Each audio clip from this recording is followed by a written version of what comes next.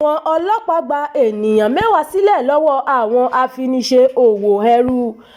Àwọn ọlọ́pàá ìpínlẹ̀ Èkó ti gba àwọn ènìyàn 11 lọ́wọ́ àwọn afiniṣòwò ẹrú tí wọ́n sì mú afurasí 4 tí wọ́n ń kó àwọn ọ̀dọ́mọbìnrin Nàìjíríà lọ sí orílẹ̀-èdè Ghana fún òwò nàbì.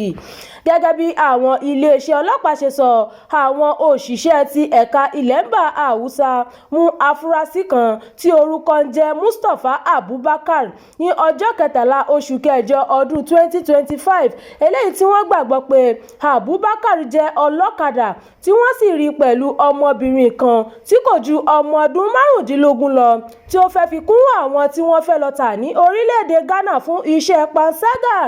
Pẹ̀lú ìwádìí kúnkún iléeṣẹ́ ọlọ́pàá yìí ló mú kí wọ́n wá àwọn afurasí tó kù lẹ́yìn tó jẹ́ kí wọ́n rí Charles Shima ọmọ ọdún 54 ní àmúwò ọ̀dọ̀fin, Emmanuel Nwaka ọmọ ọdún 36 lópòpónà Èkó sí Abẹ́òkúta àti Princess John ọmọ ọdún 21 ní Ọjọ́ta.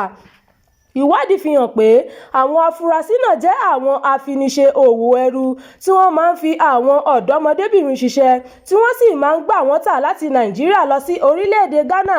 Pẹ̀lú ìtẹ̀síwájú ìwádìí ló mú kí wọ́n rí àwọn 10 gbà sílẹ̀, àwọn ọmọbìnrin tí ọdún wọn ò ju 21 sí 29 lọ.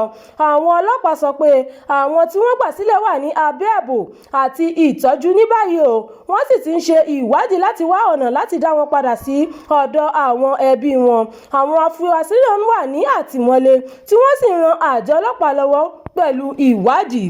Kọmíṣánná iléeṣẹ́ ọlọ́pàá ti ìpínlẹ̀ Èkó, Ọlámídé Jimoh, yìn àwọn òṣìṣẹ́ náà fún iṣẹ́ takuntakun tí wọ́n ṣe láti gba àwọn ènìyàn ọ̀hún là.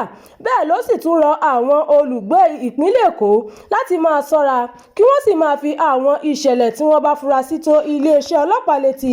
Ìròyìn fún ti àkókò yìí kò ní jù báyìí lọ.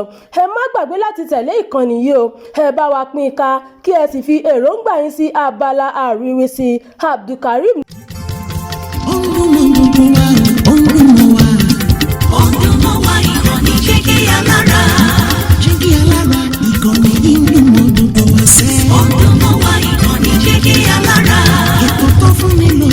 Ètò tó wà ní lọ́yẹ̀ wà ń bẹ̀. Ọdún mọ́ wá ìkànnì jẹ́ kí alára. Ìròyìn lóríṣiríṣi tàbí mọ bó ṣe ń lọ láwùjọ.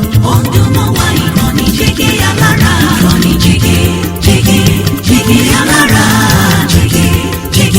Jẹ́kí alára. Jẹ́kí alára. Ìkànnì Jígí Alára 24, bàbá gbogbo.